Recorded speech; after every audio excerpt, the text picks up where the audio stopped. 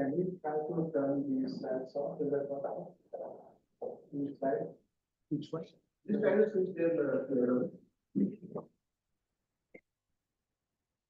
more than the other direction is the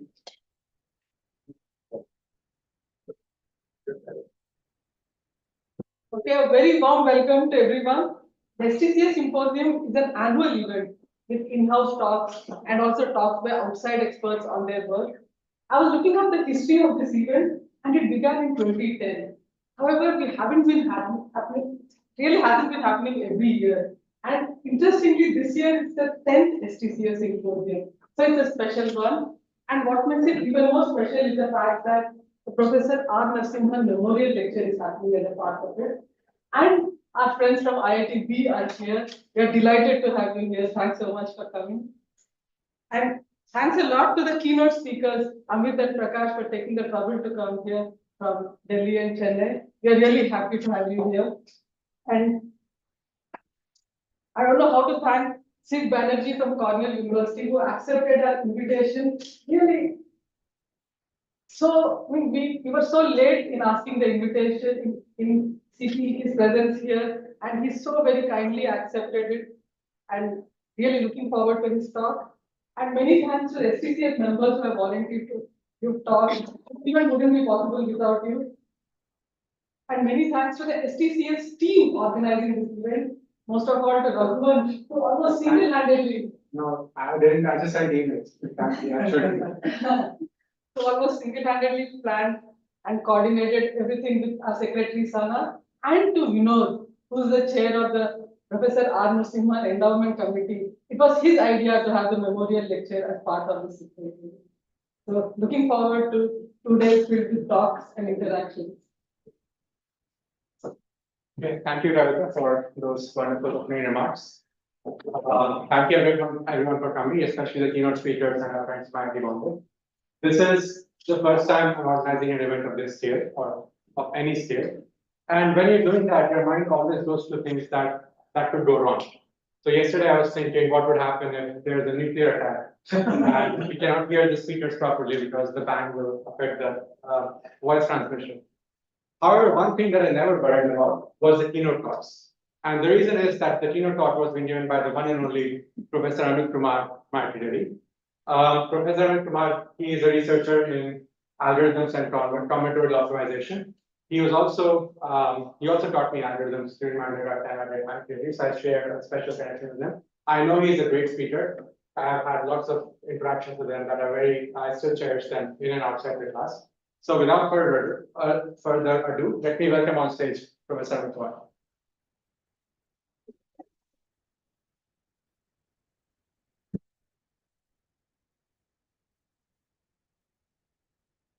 So thanks Raghuvansh for inviting me and for the kind introduction. Thanks also to PIFR community for coming here and having this event. It's always a pleasure being here, although I haven't visited many times, but every time I come here, it feels very nice. Today I'll be talking about this broad area of what is called K-server problem. So it's a problem in an area called online algorithms. And this is perhaps, if you want to say like the most central problem in this area, then probably people will talk about K-server. It's a problem which has sort of generated ideas which are useful in many other settings in this broad area. It's like the bin packing problem of approximation algorithm. You want to solve that problem and in the process generate a lot of new ideas which get applied in a broader sense. So, so my sort of goal would be to give you a flavor of some of these ideas or techniques which have come up in the last 20 years. Focus was on solving this, but then they got applied to other things also. And I won't be doing any sort of proofs in detail, but we'll give you some very high-level ideas so that if you want, you can go and read suitable papers. So this is the outline of the talk. I'll just briefly, maybe all of you are not familiar with this area, so just give you a very brief idea about what online algorithms are, how you sort of measure the quality of an algorithm, and I'll take a specific problem as a running example, which is called the online paging problem. I think most of you will be familiar with this, and so it's a simply stated problem, which I think everyone can relate to. K-server problem is of course more general than that, and I'll define what it is and define some sort of problems results which were there around 20-30 years ago, and many of these problems have remained open since then. Then to discuss a little bit about K-server, we have to get into some specific details. So I'll take a specific, again, special case because it illustrates many of the ideas. It is called the weighted paging problem. Then I'll talk about how they got translated about K-server and the time permits. So that's the brief outline. Please feel free to interrupt. We can keep it informal. So let me just give you a one slide introduction to what online algorithms is. And the idea is that unlike offline algorithms where the entire input is given to you, in online algorithms, the input arrives over time. Okay, so the input is arriving and there's some algorithm. And as the input arrives, the algorithm maintains some sort of solution over the course of the input. So as the input is changing, the solution is also changing. So this keeps on happening, and the algorithm, whenever it sees a new input, it is going to change its current solution. And we'll see the exact sort of mechanism here. But the idea is that because there's this notion of online nature to it, it cannot go back and undo some of the decisions that it took in the past. So that's where it becomes an online as respect to offline. Now, offline, you could have seen the entire input in advance and taken suitable decisions. Whereas in online, you don't know what the future would be. So unlike sort of offline where people worry about notions of efficiency, there's also this notion of the fact that we don't know the future yet. So that brings in other levels of hardness. So that's the broad sort of sense of this area. And question is, so let me just give you an example, and that will clarify many of the things. So this is called the online paging problem. It originated in the area of architecture. Says that there are n pages, you can think of n objects, and but there is a specific cache, which is a sort of a short bag or short memory, which can only hold at any point of time k out of these n pages. So there are n of these, and this thing, let's say k is 2 in this picture, so this bag can only hold 2 pages. Okay, and each page is being denoted by a different color here. And what happens is that at every time in this input, you get a request for one of these pages. Okay, and if the page happens to be in your cache, great, you can service it right away. If the page is not in your cache, then you have to throw away one of these pages, so evict a page, and bring in some other page. Okay, so for example, let's say the first request is for this page, it's already there in the cache, good day. Next time you see a new page which is not there in the cache, so you have to say which one of these to remove. So you remove one of these, and then you bring in this particular page. Next time maybe you get a different one, so again you want to remove one of these guys, and so maybe you remove that one, and so something new. So whichever page is requested has to be brought in the cache, which means that if it is not there, then you have to throw it, and so on. Okay, so and the goal here is to minimize the number of cache. So we want to evict as few number of times as possible, because each time you evict, then it sort of interrupts your program in some ways and it costs you time. So you want to, this is the measure that we have. Okay. And note that I cannot undo whatever I did in the past, right? So in the past I took some decisions, and those are done. So that's the sense in which it is online. Okay, great. Now, how do we measure how good an algorithm is? Well, we say that take a supremum over all possible inputs or input sequences of how much this algorithm costs, okay, over the optimum offline algorithm. So suppose somebody knew what the entire sequence was, it would have taken some decisions. So you compare the cost of that. Okay, so with respect to a minimization problem, maximization would be similar. So, so this is the notion in which we measure how good an algorithm is. It's similar to approximation algorithms. There you would worry about approximation ratio, here you worry about what is called comparative ratio. And note that there is no requirement that this online algorithm is efficient. It could be inefficient also. So I'm not worried about polynomial time here. So the hardness is coming because I don't know what the future is.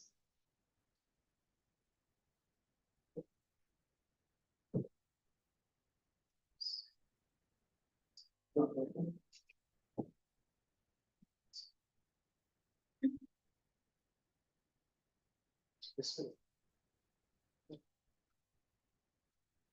So maybe, yes. I can still keep the pointer. Oh, okay. I was going to say. Okay, good. So, now this is something we teach in algorithms class, that if you suppose you knew the entire sequence in advance, what would be the best strategy? Turns out that this is a simple greedy algorithm. It's called furthest in future. It says that if you have a cache, right, and you have to throw away a page from that, you throw away the page which is requested furthest in future. That makes sense, right? That's a greedy algorithm, and it is known that it is optimal. Now, in online algorithms, it turns out that, remember, K was the size of the cache, that no algorithm can do better than K comparative. Okay? And let me just give you a quick reason why.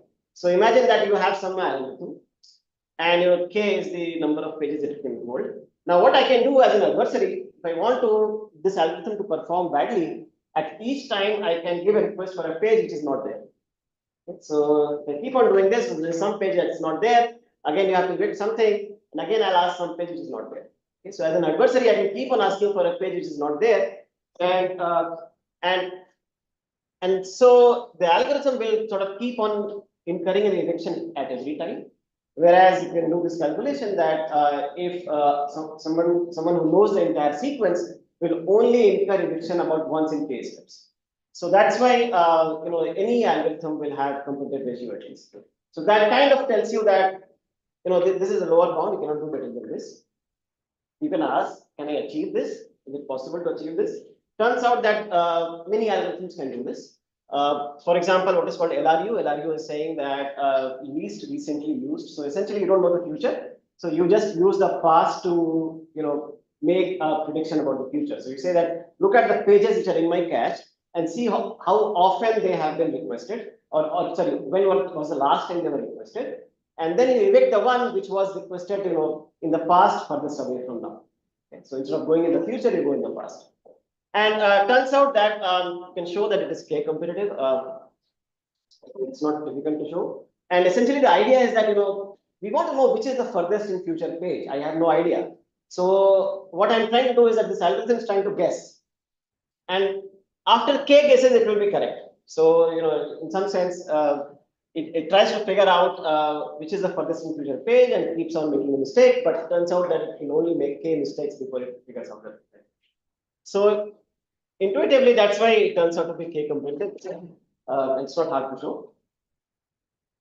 Now, however, if I allow randomization, okay, and I have to define this properly, but if I allow randomization, turns out that you can do much better than k, and that's where most of the interest is here. Okay, so let me define what it means for randomization. So randomization essentially means that my online algorithm is going to toss points. So the expectation now I'll be worrying about the expectation of the cost of the algorithm, and so I can say expected competitive ratio is again soup over all possible inputs of the expected cost of my algorithm over the offline output. Okay, so that's the sense in which I'm allowing randomization.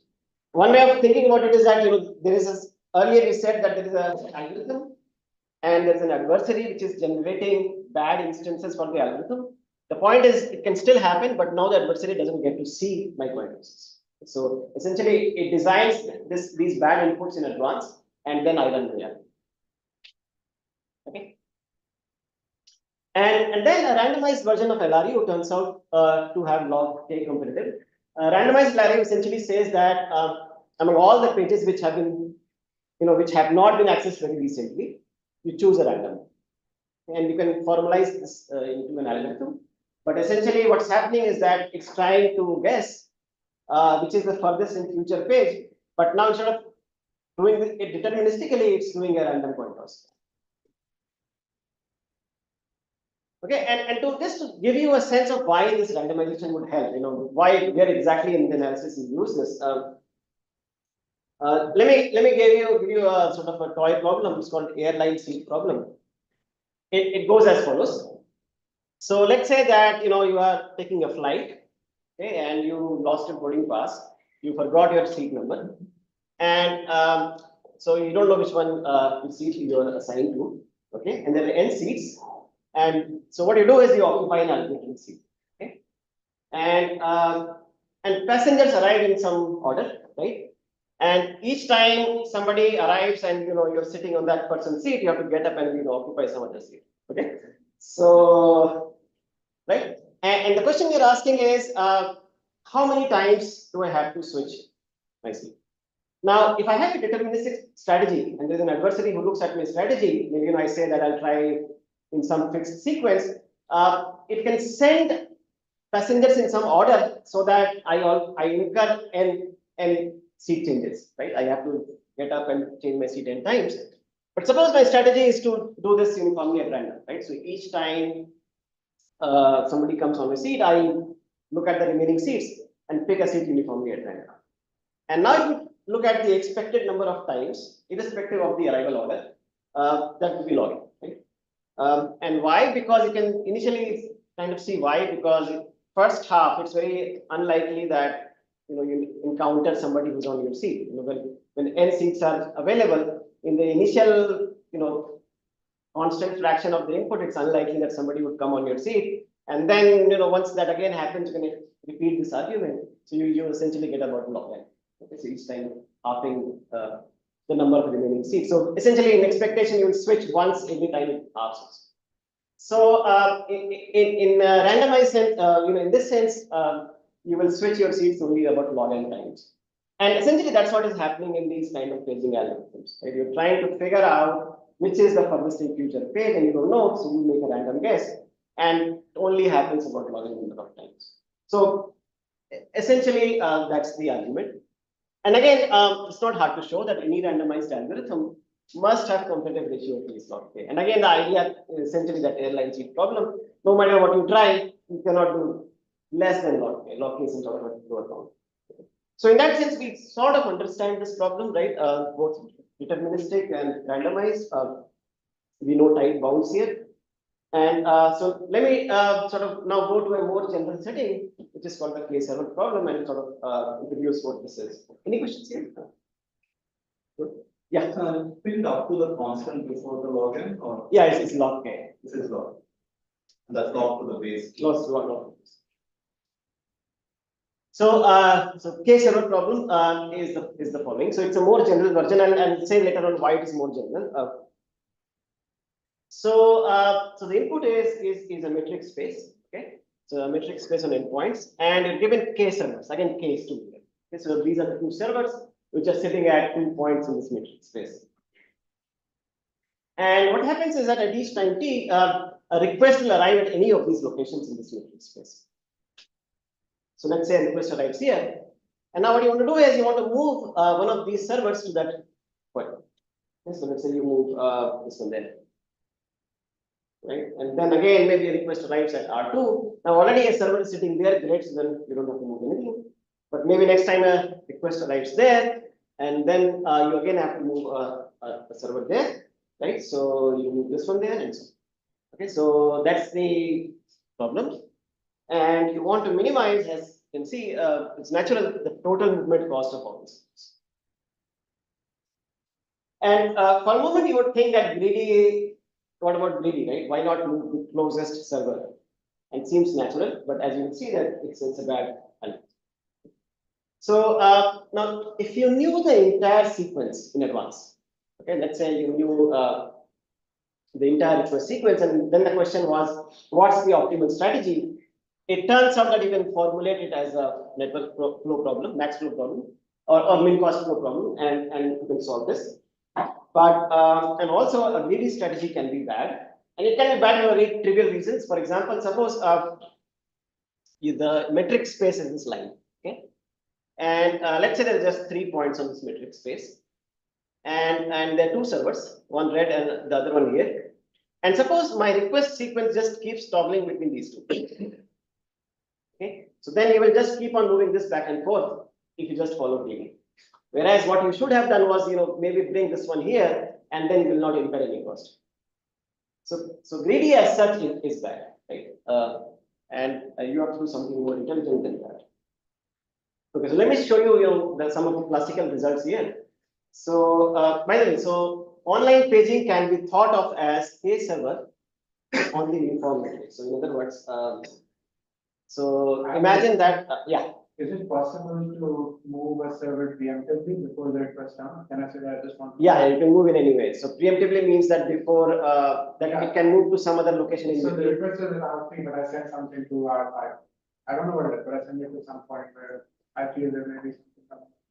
So you're right. So basically what can happen is that, maybe this server here can move to some point here in between. Yeah. And we can show that it's without loss of generality. So even though, because, yeah, so yeah, you can, let's say we allow that. Doesn't change the problem. And the cost is measured in terms of the time it takes to move or the total distance? The total distance traffic. So we are, in some sense, we're not thinking of, these are all instantaneous. So the moment a request arrives, I'll wait for the server to move there, and it's not the time, but the distance that. So you can't do it in just parallel, it doesn't have to. Yeah. That's why it says. The online paging problem that I talked about is a special case of K-server, because imagine that you have a uniform metric on the leaf. So the metric space is essentially the uniform metric. So one way of thinking about it is that these pages, they correspond to leaves of a star, okay, and each of these edges have length 1. And the server essentially corresponds to which are the pages that are there in the cache. So if these 2 pages are in the cache, and I'll think of the servers as being present at these two leaves. And now you can see the correspondence, right? Each time you remove something, remove a page, let's say a page P4 is requested, and you want to evict P3, so it's like moving the server from P3 to P4. And the movement cost is essentially constant, right? So it does not matter. So it's exactly the online paging. So which implies that even all the lower bounds that we had for the K server apply here also. So any deterministic algorithm must have cumulative ratio. What are the edges represent? So edges, so they're all length 1, same length, and essentially remember we have to build a metric on these 4 points. So it's just a uniform matrix. I'm just saying that every pair of them is at length distance constant. P1, P2 should also have an edge. No, I mean you can go like this, right? So the metric is induced by this graph, right? So yeah, exactly. Right? So I'm defining a metric on a set of points by this graph, and the idea is that the metric is the shortest path. At very cost to. Yeah. So I mean I could have just drawn a complete graph here, but I want to draw it like this, just to make it simple.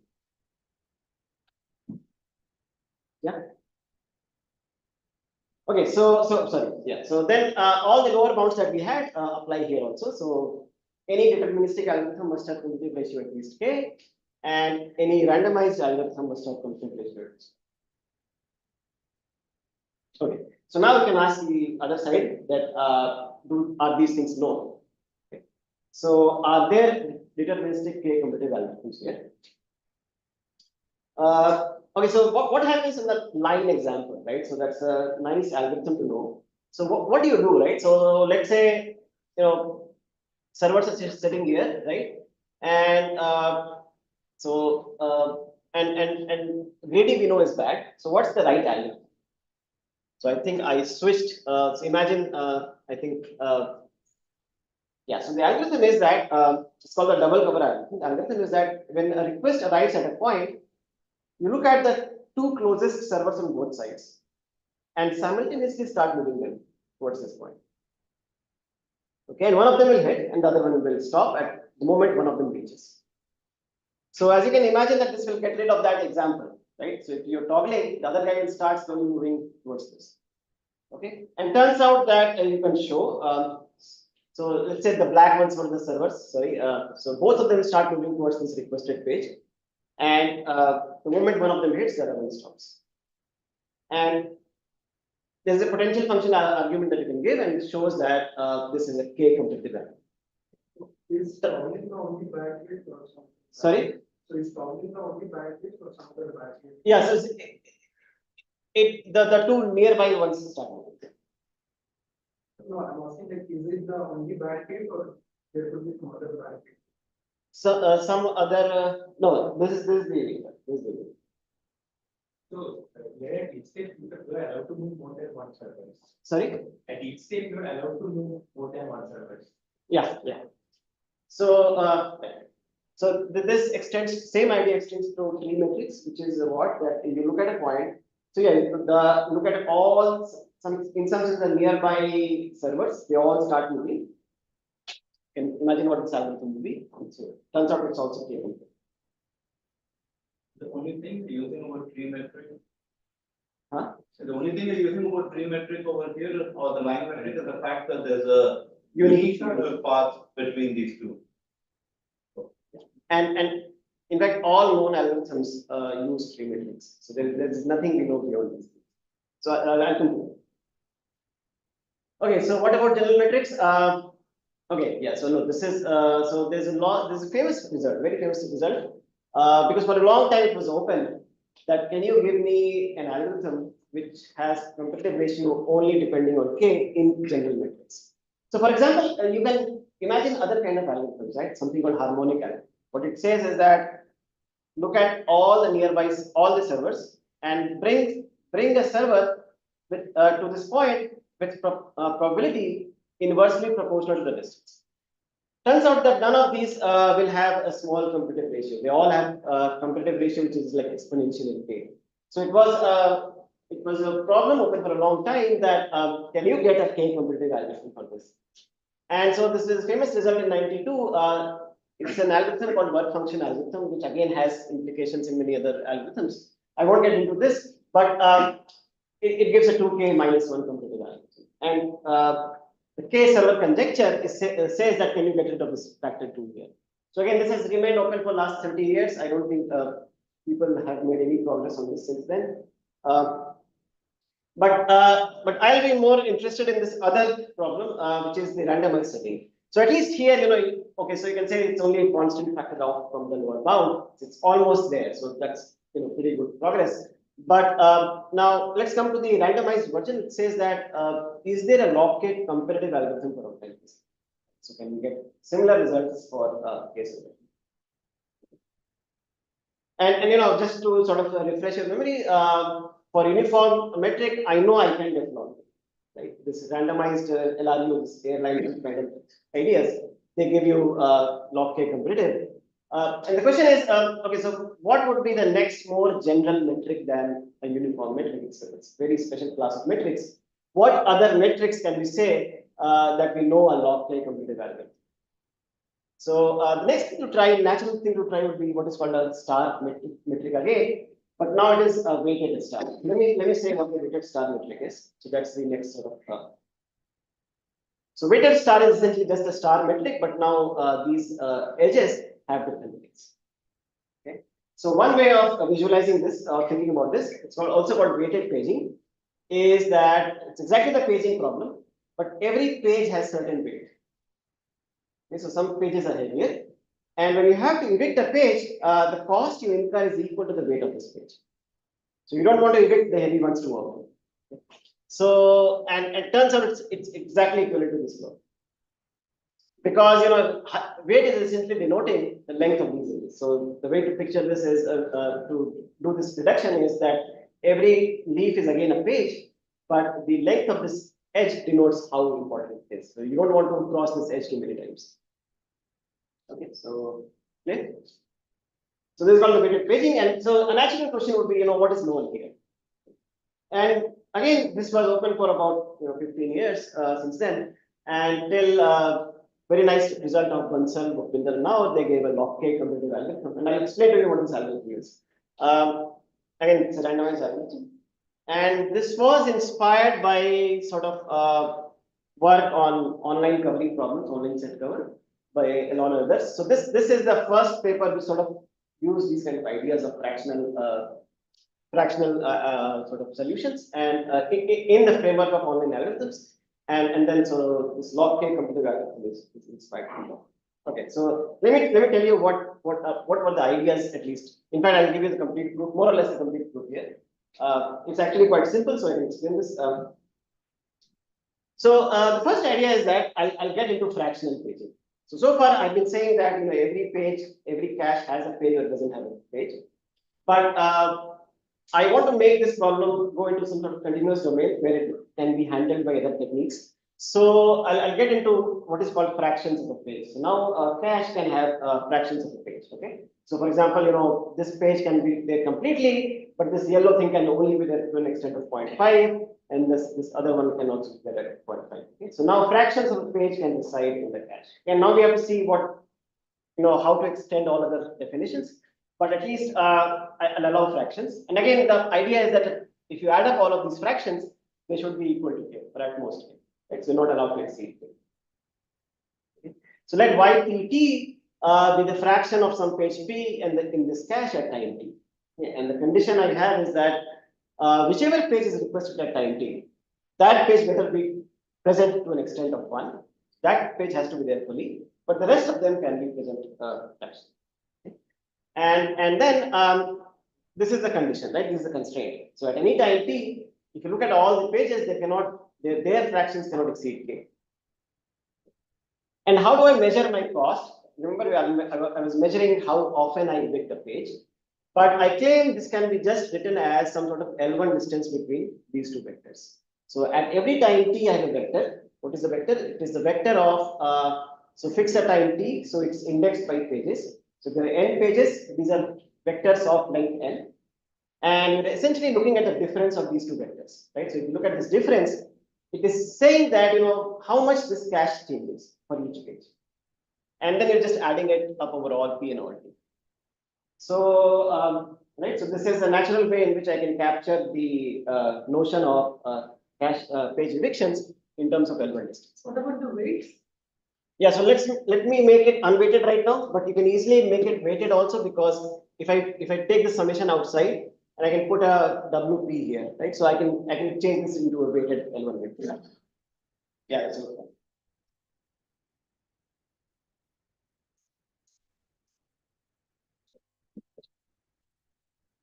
Okay, so what's good? Now, turns out that it's slightly, and in fact, it will be not slightly, it will be much easier if I look at the negation of these variables.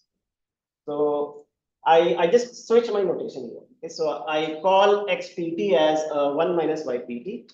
So this is a fraction of the page which is not there in the cache. So people also call it anti-paging. Okay, so essentially it's measuring the other way around.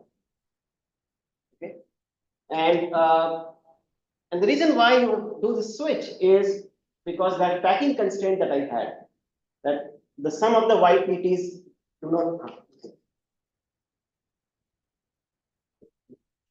So the sum of the ypts, remember we had this packing constraint here, right? This one. So this becomes a covering constraint. And covering constraints are, yeah.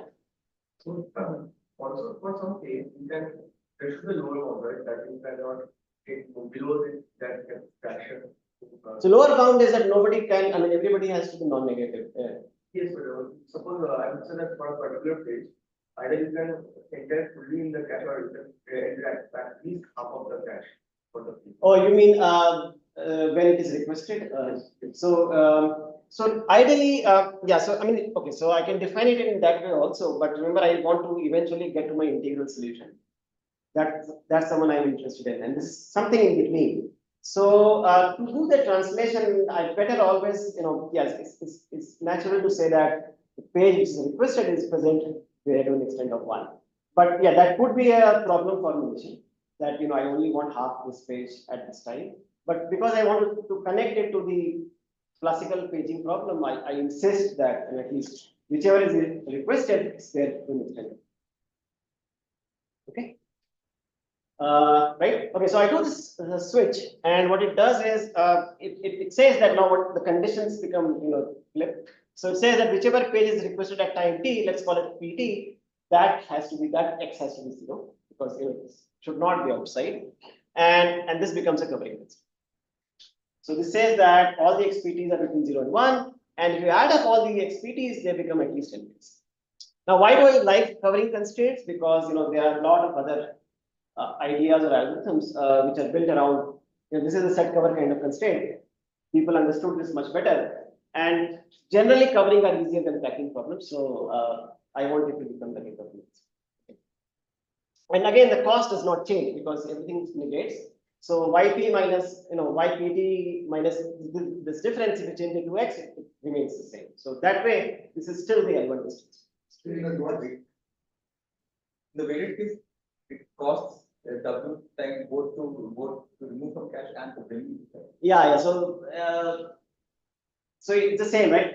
So when you evict and when you bring in, the So number it's divided by two, yeah, so it's only off by your one. In what sense is covering easier than packing? Oh, covering is because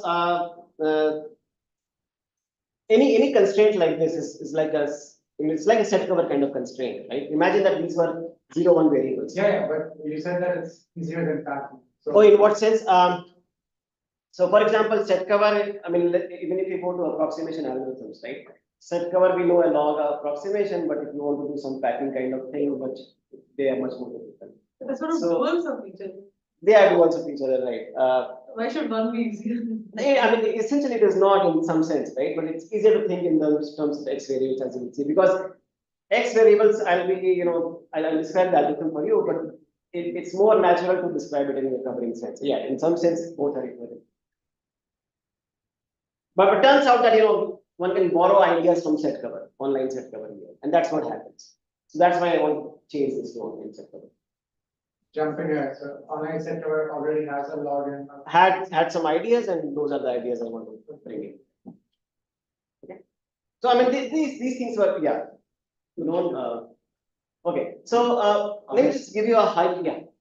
So the various set of variables here, so we a priori know all the pages that can be, I know the identity of the end pages, right? so your XPT is being set to 1 for before the algorithm starts, everything. I could set them to 1, but then remember my cost has to be like this, right? Yeah. See, in all of these things, some initial setup cost may be there, which I'm ignoring, because you kind of assume that T is a very large quantity, right? So Okay. some initial cost of N or something I want to ignore that. Okay.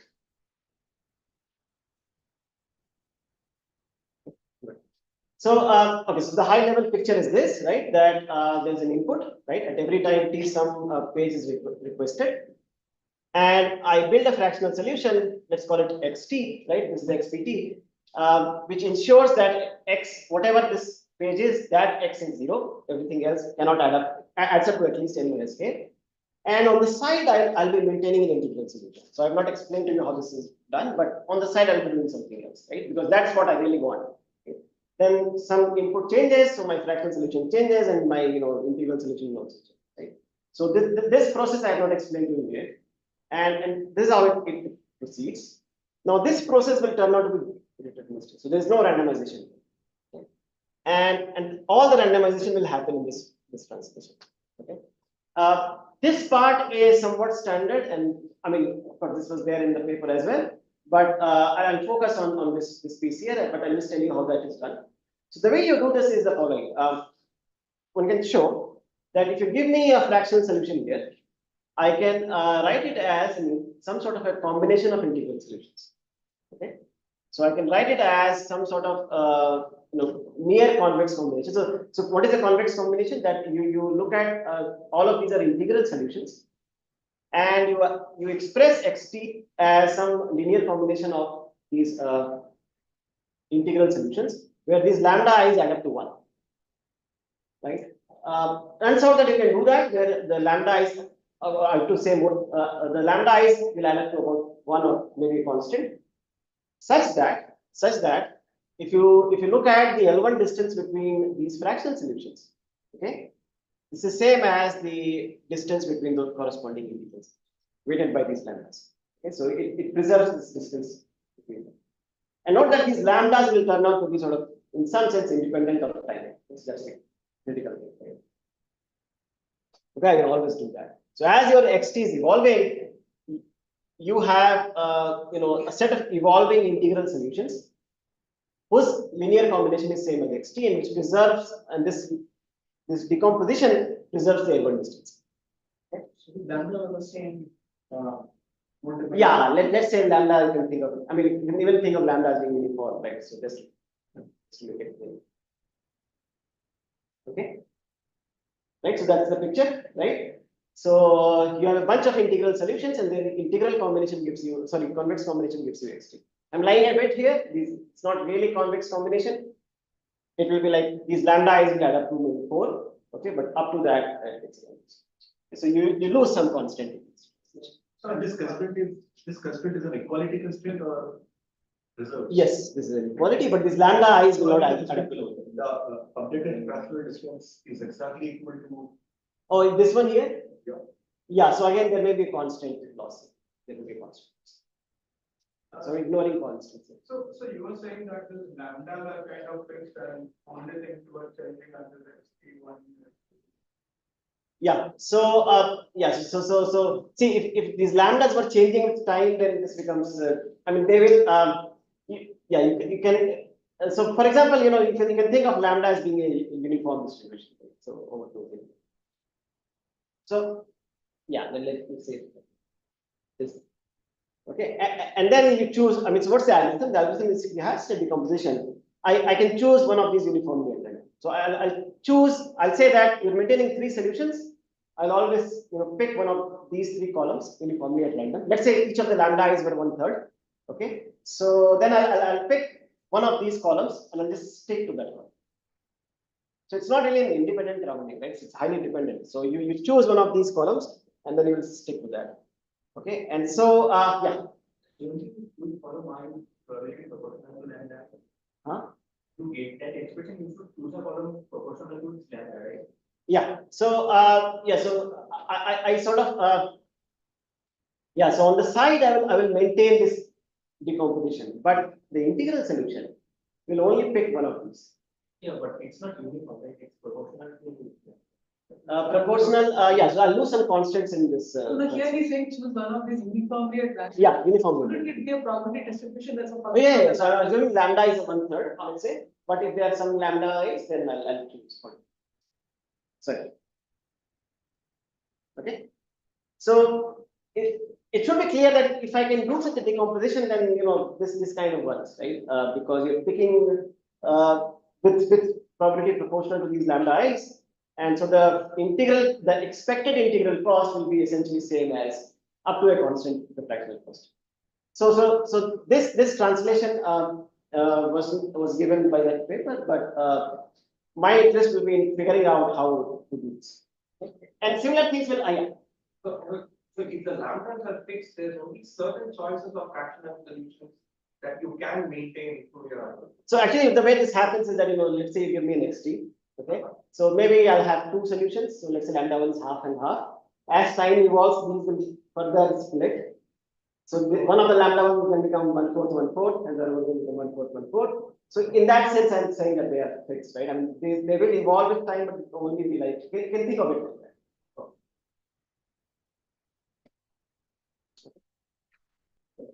What you just said answered my question, but so it's very unclear that if you allow only fixed convex combination, that even for a single XP, you can satisfy both the first one and the second line, Yeah, no? yeah, it's Now unclear. you not only want for a single XP, you want it across. Yeah, so the moment, so the thing, the way that you show is that if I go from xt to xt plus 1, I can change my convex combination accordingly, right? That is, you can only refine it. You can, I mean, no, so yes. So let's say you know, you change this xt slightly, right? Some page changes by 0.1. So now these solutions also have to change, right? Yeah. And the lambdas, so one solution could be that the lambdas stay whatever they are, and these integral solutions change slightly. And something slightly different happens that, you know, some of these lambdas will, you know, further split. Okay. But the integral solutions would also change, right, accordingly. Yeah. But at a high level, I can think of the, you know, if I, you know, because the lambdas, as you're saying, are sort of splitting further, at the end, I can say that, you know, I have the same lambdas for all them. But in the beginning, I'll choose a lambda. I'll pick a random number between 0 and 1. Let's say 0.5. I'll say that, you know, I'll order these lambdas from, you know, from left to right. Whichever solution was my 0.5 solution, I'll maintain that solution. Yes. The polynomial lambda, the decomposition is 0.5. Sorry. Decomposition will always polynomial size. Yeah. So decomposition is always is. In fact, this could even be, this decomposition could be as there's no bound on there's no polynomial bound on that. It could be exponentially larger. But it is not efficient. You can make it efficient by doing some further sort of processing on top of that, but as such, the theorem just says that there is some difference. So you're kind of using triangular inequality in the opposite direction, right? As in one the upper bound from something like it's plus one. Yeah, so I mean, no, I'll be maintaining this precisely. Yeah, no, that, but then the next equality or inequality. Yeah. Here you want an upper bound on the right hand side. And say that triangular equality is in the opposite direction or Inequality, Necessarily triangle equality is exactly like this. yeah, I mean, so this way you're saying, right? Yeah. Yeah, so this will be approximately. Yeah, this will be like up to a factor 2 or so. Okay. All right, and essentially all of these things that I told you also extends to weighted paging. So as you were saying that I can write, if you have weights of pages, I can write a weighted L1 distance, and so I will have this alternate sort of definition. And again, you know, everything that I said between integral and fractional extends to weighted. The proof becomes a little more complex, but it's think about that. So let's say this is what we want to do now, right? So my goal is to maintain fractional solutions. And so this is my coupling constraint. So what is the algorithm? So the algorithm is very simple. So remember, PT is a page which is accessed at time t. So I'm going to set this to 0, right? And everybody else is whatever they want. So if you do this condition may not be satisfied now. Why? Because essentially earlier this guy was some positive amount, and now you're driving this down to 0. Okay. So essentially it's saying that somebody has been brought in the cache, so somebody has to be thrown out, right? So this may go down by up to 1, right? And so you have to reset this work. And the idea is to do just multiplicative increase. So what you do is essentially every other x variable you sort of double it. Okay? So if it is less than 1, you double it unless it is already 0. If it is 0, then doubling will not help. So you just give it a small kick at the beginning, 1 by k, and after that you keep on doubling. Okay. or if it's more than half, this and one will become more than one. Yeah, so this will keep on happening. So while this condition is not satisfied, okay. So I go in some iterations. Each iteration, whichever XPTs are positive and less than 1. So some guys are already at 1, then I don't touch them. Whichever are less than 1, I double their value, right? And for those which are already 0, right? But I mean, this will only happen in the first sort of iteration. Yeah, but when you're doubling something, it will become more than one, right? When you're saying there is more than one amount of that page, let's say. Yeah. Isn't that wrong? I mean, is that fine? No, so why are you saying more than? No, I mean, let's say you take the first XPT that is 3 by 4. Now you double it, it becomes 6 by 8. So this is all pages other than PT, right? Yeah, so let's say we put the first P that is not equal to PT, and let's say that is 3 by 4. Now you double it, it becomes 3 by 2, but now you're saying there is more than one page in the rest. No, that won't happen. Remember, these are fractional values, right? I see what you're saying. And remember, I will stop the moment this happens, right? Yeah. And so But then See, an XPT becomes 0, right? see, remember, I see what you're saying. So this is off by only 1, right? Remember earlier it was n minus k, now it will be n minus k minus 1. So I have to get a 1 additional value. So each iteration you can check, it will only give you about 1 or 2. So it's not like it will give you a much bigger jump. So, right. Okay. So this is the thing. So suppose the yellow page was removed, right? Or was requested. So you set that x to 0, and the rest of the guys have to sort of fill up this space. Okay. So this is standard multiplicative update method. It says that somebody who's already high gets sort of more increase, right? So the increase is exponential in some sense, in terms of the value of x. But right, so you're increasing the guys who are already, somebody who's already half out gets becomes 1, but somebody who's only 0.1 out becomes only 0.1.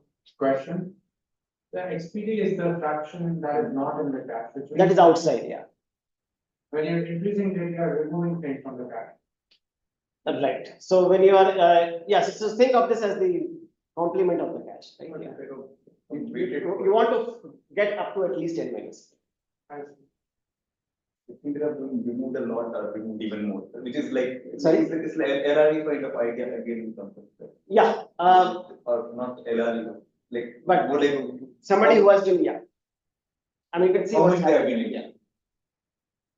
Yeah, okay, so I'll sort of speed up a little bit. So, let me just analyze this for you, right? So, let's say, let's take a special case, okay? Let's take the special case of n is equal to k plus 1. So there's only one extra page, okay? And it does not change anything, okay? So the entire argument goes as it is, but just simplifies my constraint here, okay? So n minus k now becomes 1. Let's say that one page has to be outside the cache, okay? Because you have k plus 1 pages, cache can only hold k, so one page goes outside. Okay, and this is my, now note that how much do I incur in every iteration here? You could be doing this to k pages, that's one increase, and you could be doubling everybody. Even if you're doubling everybody, remember my constraint is not satisfied here. This is less than equal to 1. So if you double everyone, the increase is only 1. So in each iteration, I'm maybe paying 2 units. Right? The x's are increasing by at most 2. Okay. And what do I charge this to? I charge it to the optimal solution. Remember, there is some optimal solution which I don't know what it is, but some page would be outside. I charge it to that page. Okay. Fine. And the question is, how many times can you charge to a page? I claim that you can only charge log k number of times. And the reason is that as long as this guy is there, right, it means that this page p star has not been requested. Remember, I am increasing my x p star variable also, and it's doubling. So this doubling can only happen log k times. By that time, even in my solution, p star will also be out. Okay. So again, it's a simple argument. It says that each such variable in the optimal solution is only going to charge log k times. And the idea is because you are doubling after log k iterations, even in my solution also this page p star will be out. Right? Essentially, just that. So yeah, so and with some technical things, this kind of also extends to this idea also extends to weighted paging. And the reason is that you need some technical things is because how do you sort of initialize this? Remember, I'm saying that you set everybody to 1 by k, but if pages are very expensive, you don't want to set 1 by k to some very expensive thing. So you go through some initial phase of additive increase and then you do this multiplication. So, but essentially the complete algorithm is this. I'll make it even more sort of continuous time. It says that whichever page has been requested, you set it to 0. Okay, and this is the complete algorithm. And it says that while that covering constraint I had is not satisfied, so think of S as some sort of timer which is running during this time. Okay, so I'm changing it in a continuous time fashion. And dx by ds is essentially the value proportional to x plus some initial additive thing 1 by k, and it is damped down by WP. So if the weight is very large, then its rate of increase goes down. But if you solve this, you will get some sort of exponential kind of increase kind of thing. So essentially, this is a complete algorithm, and you can analyze this. You can analyze it using the kind of things I was doing, but it becomes a little more messy. But if you just do using some standard LP duality, it comes out very clean. So it's a very sort of simple analysis also.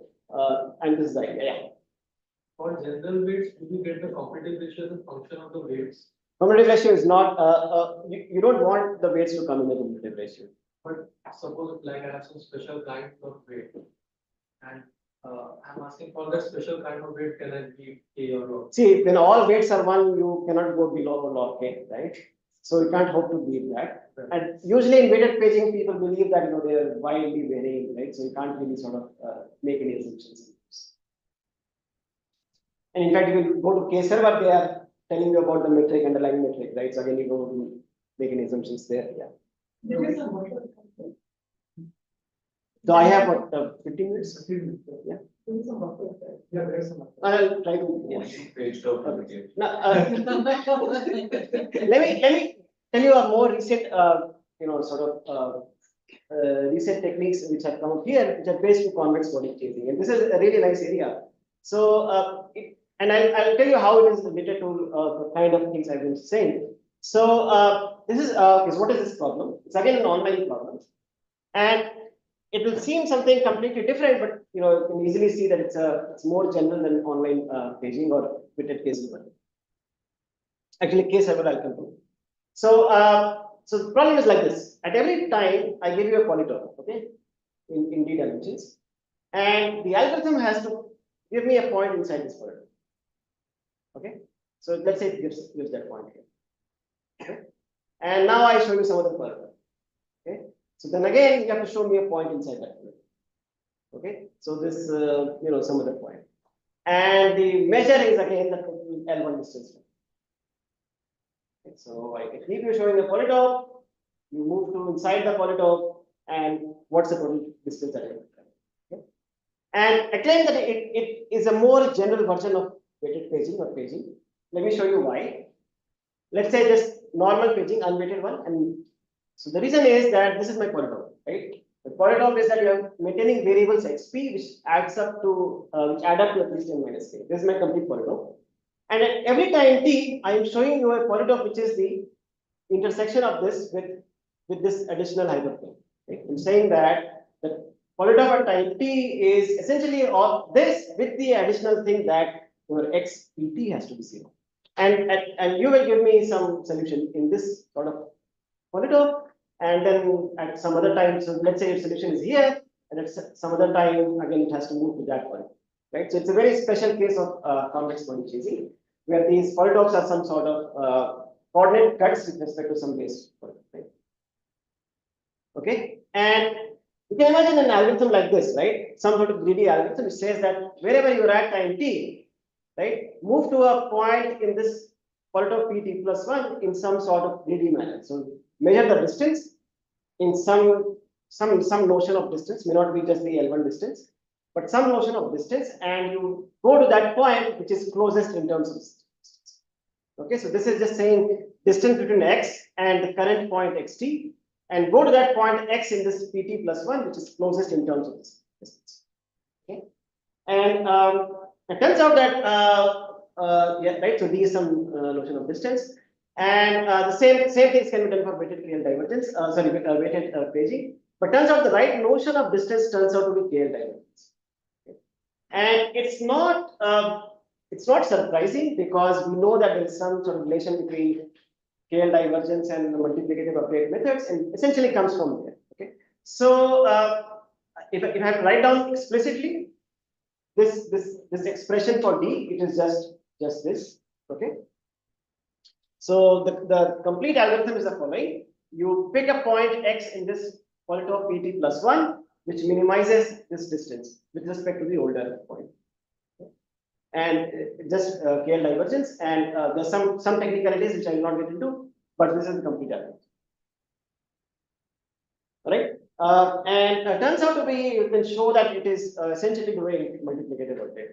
So you can analyze this, and analysis essentially uses a suitable potential function. Again, you can imagine, you know, you're seeing how the solution is changing with respect to some optimal solution, and but you know, So what will be the computational issue?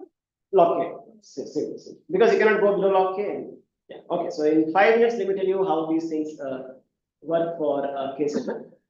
So remember, this is the status, right? So now, given all this background weighted paging, we have log k computed for this also. And the k server conjecture, remember, was that can you get log k in general. So, and in fact, several polylog competitive algorithms are known. So polylog means that instead of log k, you have some polynomial like this. Okay, so the first one was by Bansal and others, which is log cube n log square k. So one thing you notice is that n is also coming in the picture here. N is the size of the matrix space. So then Bubeck and others, they had an algorithm which was similar to the kind of convex body chasing projection algorithm that I talked about. So it's a very nice paper. So log n log k. So if you have to read a paper, I would suggest this one, Bhupinder and others, because they simplified the presentation and they were clarified many ideas. And then we had a slightly worse one, but then, it applies to many other settings also.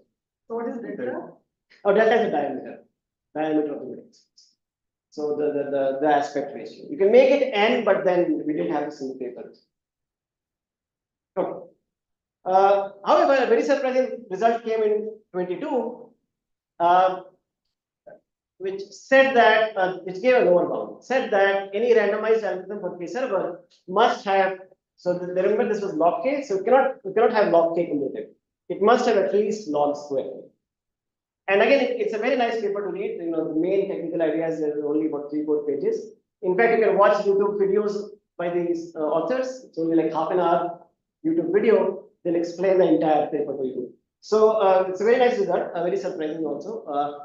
And so now we have this weak K-server conjecture, which says that can you get a log to CK competitive value?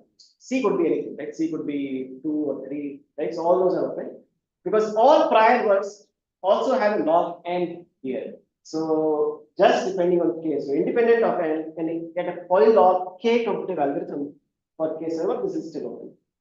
So let me give you a very high level sort of idea of how these algorithms have how people have tackled this one. So at a very high level, first step is to somehow go from general metric to trees. So you reduce the problem to trees. Okay, and I'll show you the exact result here. But essentially, the moment you do this, you lose a log n factor. Okay, so that's right away you lose a log n factor. So there's no hope of solving that problem if you are going to do this reduction. Then you again define a suitable fractional version, just like online paging.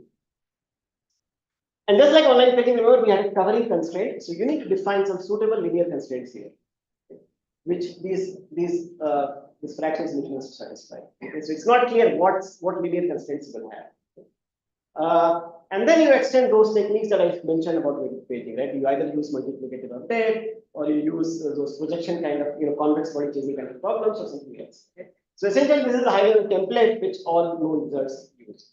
But even the first step here sort of, says that you will incur at least a log n, because how do you reduce to trees? So this is a very classical result, which essentially says the following: that I can approximate any metric. Give me any metric, I can approximate it by a tree metric, some special kind of tree metric. Let's not worry about it. But in that approximation, you will lose about log n in the distortion. So any metric can be approximated by a tree metric, in fact, sorry, a convex formation of tree metrics, a distribution of a tree metrics, such that the expected distortion is about log n. So the moment you have this and you apply this, then you lose a log n. But essentially, what it says is that if you have some sort of alpha approximation algorithm for K server on trees, okay, then you get an alpha log n for general metrics. So essentially, that's what it gives. Okay? So this is the first step. Everybody sort of will reduce it to trees, and then you use the notion of fractional servers, which is what is natural. That earlier you said that server will be so. So remember, I didn't explain this clearly, but essentially the metric is on the leaves of the tree. So the leaves correspond to actual points of the metric space, and then the tree is just to tell me what's the distance between these. So at the leaves, servers will be sitting here. Okay, so 0.2 server here, 0.1 here, 0.5 here. So that's the fractional version. It's natural. And again, when a request comes at some point, then you have to make sure that that fraction becomes 1. And again, you have some notion of L1 distance here. If you want to measure what's the L1 distance. So for example, if server is here, that becomes 1. Okay. So and again, I didn't show you this convex combination kind of result is known here also. So if you have an alpha competitive algorithm for this fractional version, people know that you will get an alpha competitive order alpha for general case. Again, only on trees. So we know this sort of translation. This was known from fractional to integer. So this is not the hard part. The hard part is getting this fractional solution. And again, people talk about the sort of anti-server. So it's easier to talk about XV, which is the negation. And now the question is, I can define these things, but what are the sort of linear constraints you will write here? So it turns out that Bubeck and others, they gave a new sort of LP relaxation here. They gave a very novel way of writing down conditions on these XVs. I don't think I have time for that. But then they used exactly the projection algorithm I told you, the KL divergence algorithm. So they define a suitable KL divergence kind of metric, and it was exactly the projection. We had a slightly different LP relaxation. We gave a more classical multiplicative update kind of thing. So again, several approaches are known here. Once you get a good trace. So yeah, so I think I'll skip these relaxations. I'm happy to talk about these later on. Let me spend a little bit of time on what are the sort of general more general versions of K server, and what are the open problems here. So classical K server, of course, the weak K server conjecture is still open. We don't know how to handle that. But there are many interesting versions, and that's one message I want to give is that you can extend this problem in many interesting ways. So for example, there is a weighted K server problem. So weighted K server says that unlike the K server problem, every server has a weight. So now you're measuring the weighted distance moved by these servers. So a server which has higher weight, you will count that high. Okay? So you want the minimize the total weighted movement cost of the servers. Okay? So this problem is not very well understood. So people know deterministic algorithms here whose commutative ratio is doubly exponential in K. So 2 to the 2 to the K. And randomized randomized again the best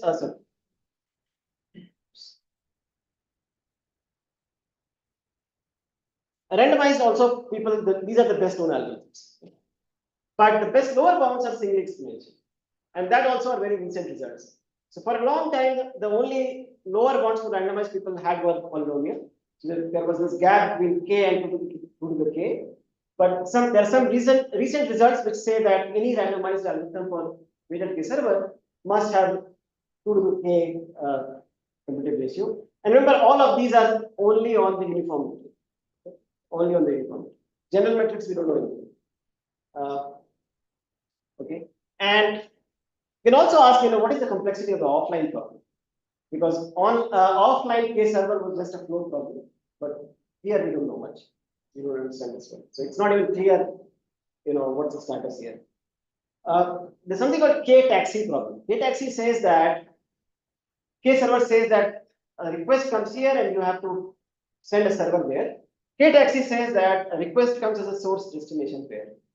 So the server comes at ST and then gets transferred to DT. And you don't measure the cost of going from ST to DT because that's something you have to do anyway. So imagine that happens automatically. Otherwise, yeah.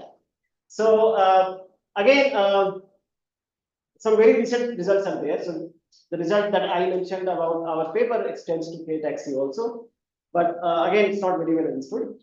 There's something called generalized K server.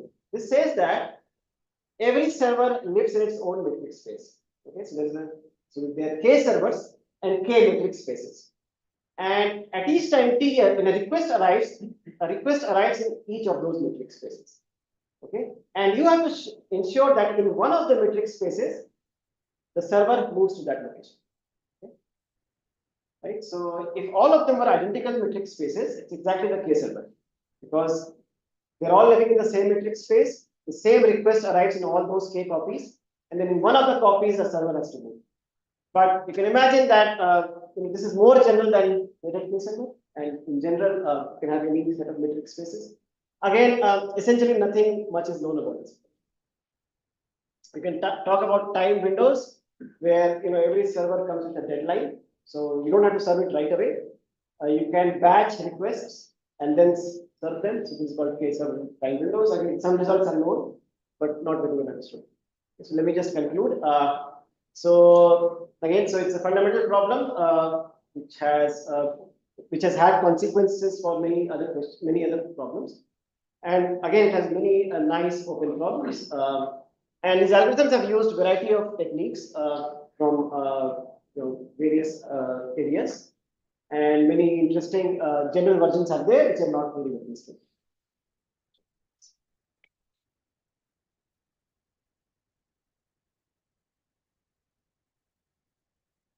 Right. Yeah. So in that technical presentation, towards the destination. And after requested the source, one server is to go there. So, actually, it was spent possible that we are, whatever server that allocated for the position, we are denying it and we are requesting a new one with some laws. So, the whatever server is there, you're denying the, Like a part of Uber, we are considering a source, we are source and location, right? So one driver is assigned, and as mentioned that the cost of the driver reaching to the source destination, we are not compounding, it, right? But whenever we are canceling the trip and people new driver, we are getting a loss, like we are paying. yeah, so good. So one thing I want to ensure is that there's no time dimension here, first of all, right? Remember, we are saying that when you get to this request T, this happens almost instantaneously. But what you're saying is that there could be versions, these are called price collecting versions, where I can sort of deny a request. So request arrives and I say that I won't serve it, and you pay some penalty for that. So these are called price collecting versions of, every problem has a price collecting version. Yeah, so I don't think much is known about price collecting versions. But you can imagine that each of these questions, each of them, like for example, price collecting paging, where when a paging request comes, you can say that I won't service this, right? And you pay a penalty there.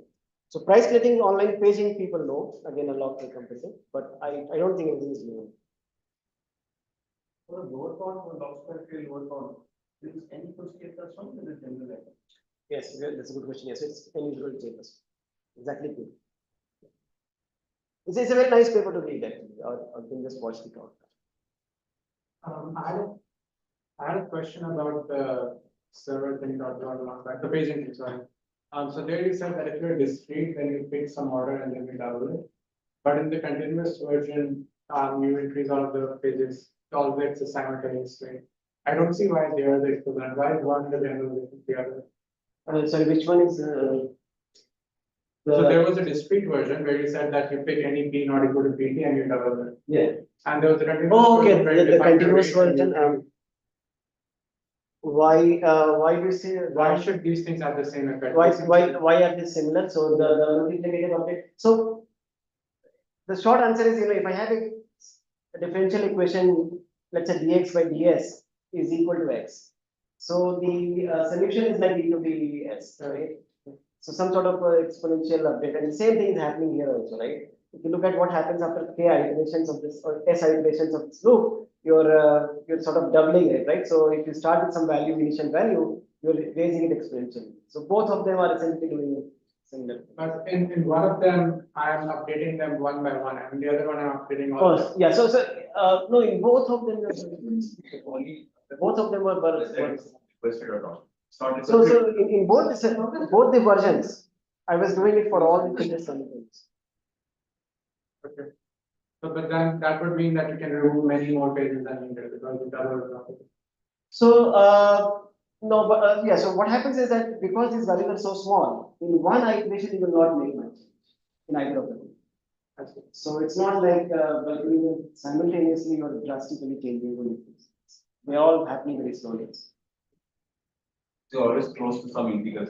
So all the x is so all the y's are close to one. So no, so all the x's will start with some small value, right? And then they will all start. And basically the gap, each page is almost there in the y's. In the y's. Oh, okay, so if you want to think of it, they're all adding up to n minus k, so none of them can be very big. No, but that may not happen. Some of them could reach one, right? In which case you. Yes, but they start off with almost close to one. They all start almost close to zero. Yeah, and that 1 by k is what gives you that log k there. They start with some delta. One thing. So what, I mean, the question to ask me, why is that 1 by k there, right? Why not a larger or smaller value? Smaller will of course won't improve your things, but larger, if you do it larger, then your sort of overall this fixed cost will be too large. Yeah, we can discuss this. Yeah. So related to that question, then when you were defining that quality of selling problem, so when you were adding this constraint that x pt equal to 0, instead of doing that, I saw that you were doing something like x pt less than equal to delta. Why is that? X pt is equal to 0, right? Oh, Yeah. so that So essentially, all of these things, you don't want something to become zero. Because of similar, there's a bump I do when I get the online paging. If it is zero, then you make it 1 by k. So that brings in some sort of discontinuity in these things. So what you do is, you make sure that everybody stays away from zero. That makes analysis cleaner, and I think is needed also in your analysis. So that's why you don't get to zero, it stays slightly away.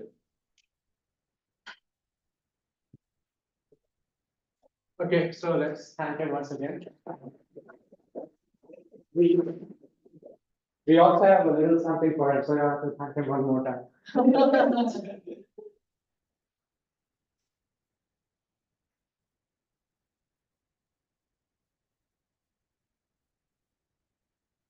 Yeah.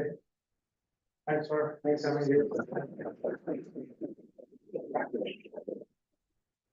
So this is a small 20-minute break. We'll be in the same room for the third session. The snack should be behind this wall.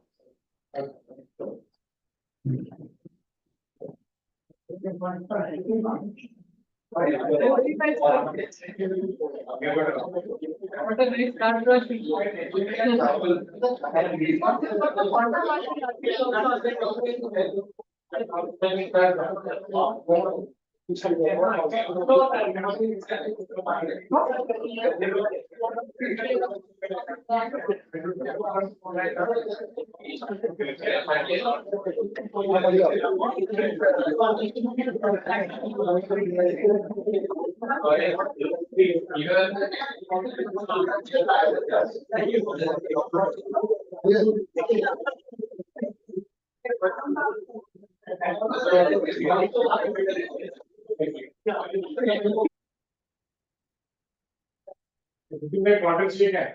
हाँ pointer दिया है कुछ तो लगता है लेकिन ये चालू है चालू चलेगा हाँ चलेगा चलेगा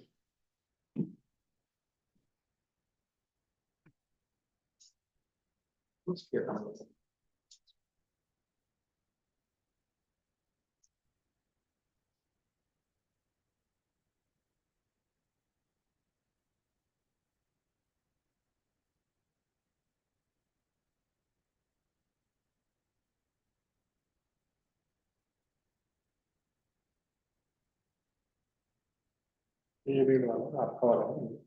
ये नहीं कम करा ये उसकी शायद बैटरी डाउन हो गया उसका पॉइंटर कम कर रहा है, लेकिन वो slide- हाँ मतलब उसका बैटरी खत्म हो गया बैटरी में चेंज करना ये जो है ना इसको लाइक करना ये मत डाल वो उसका डाल डुप्लीकेट की